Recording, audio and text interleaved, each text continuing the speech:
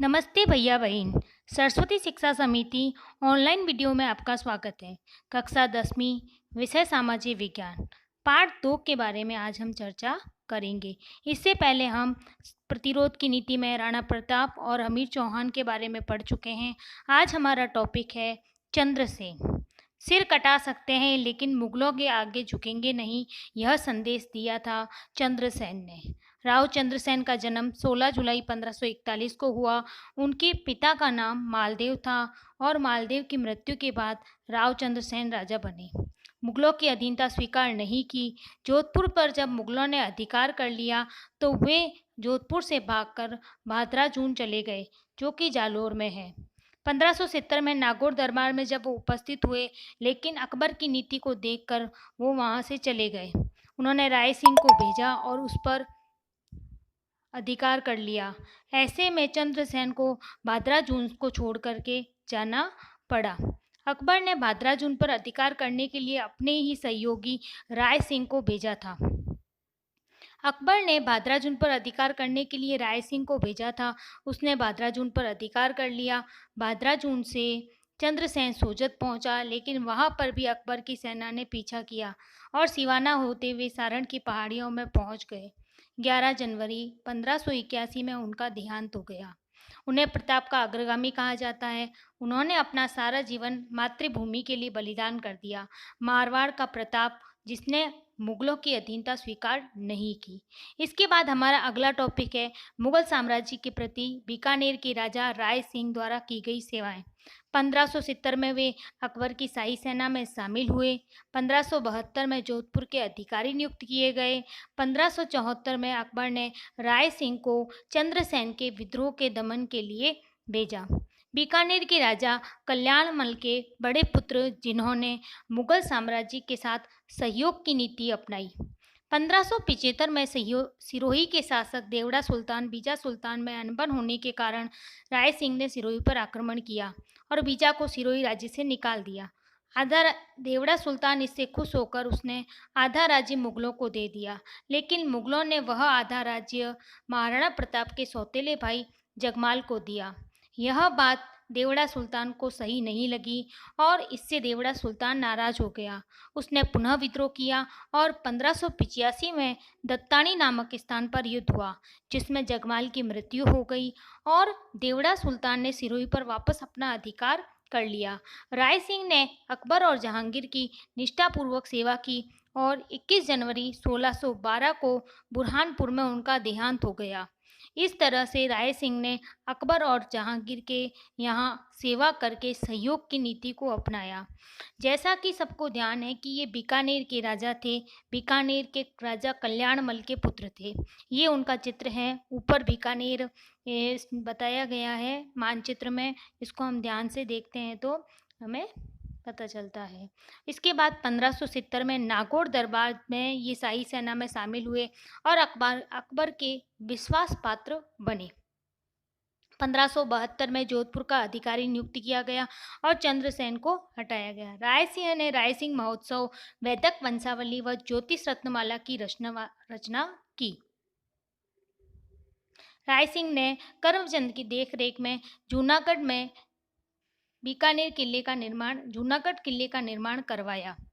राय सिंह ने कर्मचंद्र वंशोत्कीर्तनम काव्य ग्रंथ में राय सिंह को राजेंद्र पुकारा गया है, जो कि सभी राजाओं का से भी श्रेष्ठ। राय सिंह के शासनकाल में बीकानेर में अकाल पड़ने पर जगह जगह सदाव्रत खोले गए। सदाव्रत में वहां पर अकाल से जूझ रहे लोगों को सामान दिया जाता था। तू से देसी रूखड़ा मैं परदेसी लोग, माने अकबर तेड़िया क्यों तू आई फॉग।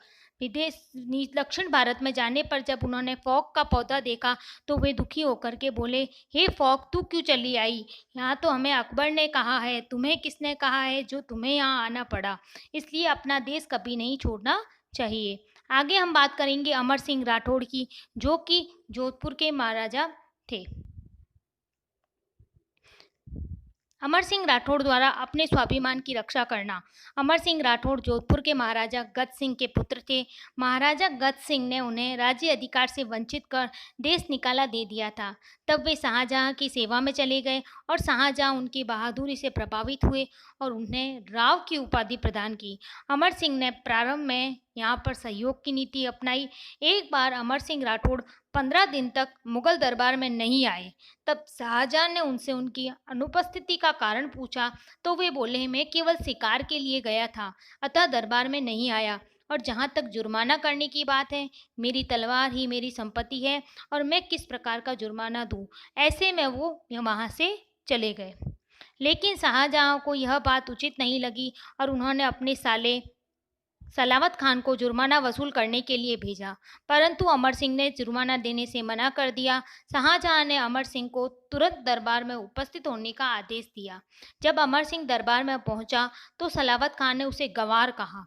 इस पर अमर सिंह ने सलावत खान पर आक्रमण किया और कटार उसके सीने पर डाल दी। इस प्रकार अमर सिंह ने सलावत को मार दिया।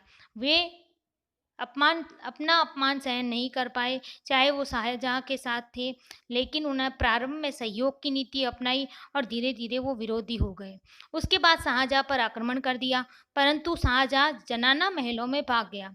अमर सिंह के साले ने इनाम के लालच में धोखे से उन पर आक्रमण करवाकर उनका वध कर दिया। अमर सिंह के समर्थक दिल्ली पहुंच गए और शाहजहां के निवास स्थान में प्रवेश कर दिया। जैसे ही वो दिल्ली में जाकर के प्रवेश करने लगे तो उनके समर्थक अमर सिंह के समर्थक मुगलों से लड़ते हुए वीर गति को प्राप्त हुए। उस द्वार को उसी दिन से ईंटों से बंद कर दिया गया।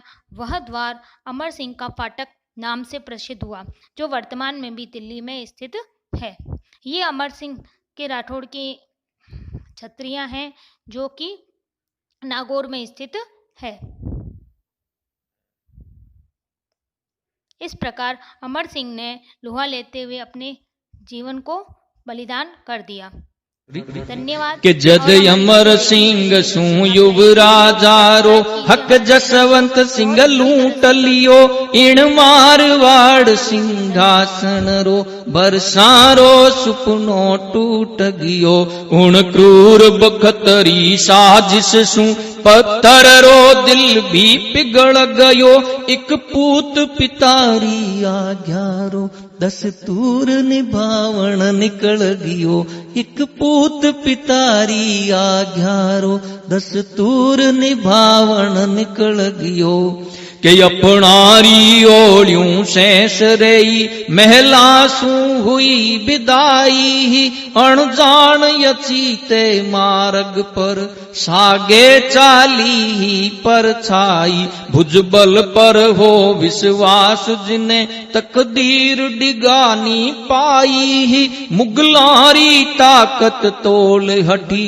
राठौड़ी धाक जमाई तो जिन रे पगल्यारी आहट सू आगरो किलो थर रातो दरबार दहल तो देखा सू सिंहासन शीस झुकातो हो उन अमर सिंह ने रे कारो जद खान सलावत बोल उठ्यो सोयोड़ो स्वाभिमान जग्यो वो खून खतरी पण खोल उठ्यो के अमरेश किले खानी चाल्यो चिण बिर में लोही पाट दियो साजारी भरी सभा बिच में सलावट रो सिर काट दियो सम्राट ये कानी भाग गियो बरना धड़ शीस हटा दे तो भारत भूमि सु मुगलारो वो नामो निशान मिटा दे तो भारत भूमि सु